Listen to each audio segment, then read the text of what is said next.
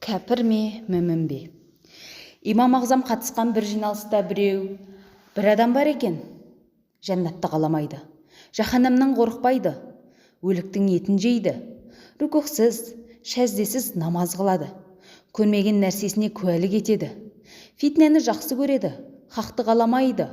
Бұл адам кәпір ма, әлде мүмин бе деп сұрақ қойды.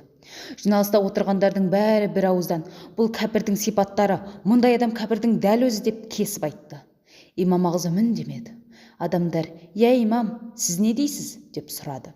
Имам ағзам: «Бұлар мүминнің сипаттары, мұндай адам мүминнің дәл өзі» деді. Адамдар қарсылық білдіріп: «Я имам, мұныңыз қалай? Мүмин жәннатты қалап жаһаннамнан қорықпайды ма?» деп сұрады. Имам оларға себебін түсіндірді. Шын мүмин жәннатты қаламайды, иесін Аллахты қалайды. Жаһаннамнан қорықпайды, иесінен қорқады. Өлі ет дегені балықтың еті.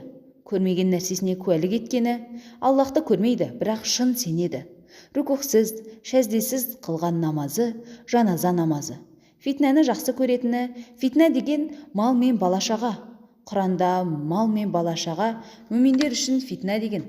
Хақты қаламайтыны, хақ деген өлім. Мүминде болса ешкім өлімді мақсат қылмайды.